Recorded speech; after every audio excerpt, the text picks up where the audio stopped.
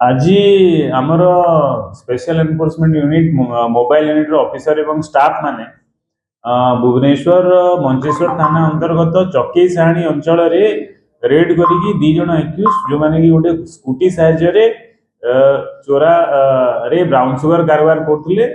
धरवे सक्षम होती 108 gram brown sugar सहित दुई जन एक्यूज गोटे महिला एवं गोटे जेंट्स अरेस्ट होती। महिला होती उज्ज्वला दास एवं पुरुष जनक होती सोमनाथ बेहरा जी की उभय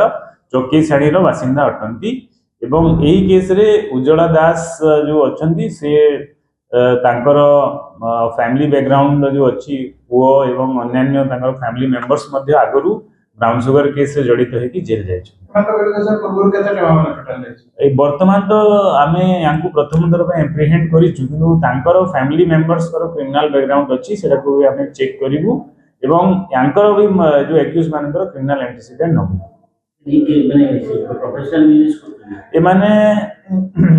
भितर सोमनाथ बेहरा निजे खाती अन्य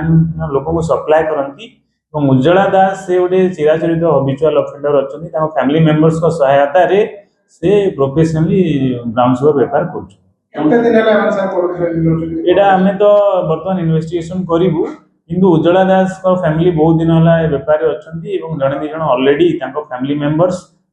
जेल जा सारे आम पब्लिक कंप्लेंट्स आधार रे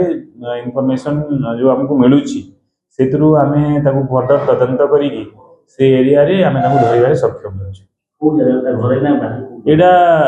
चकई साणी साई टेम्पल पाखापाखि अंचल रे स्कूटी रे दी जन जाक जाऊे सहित जो ब्राउन सुगर रखिकी से समय आम विश्वस्त सूत्र खबर जेतु थिला अटकई सर्च कर बॉडीली पोजिशन रु ब्राउन सुगर आम जबत कर।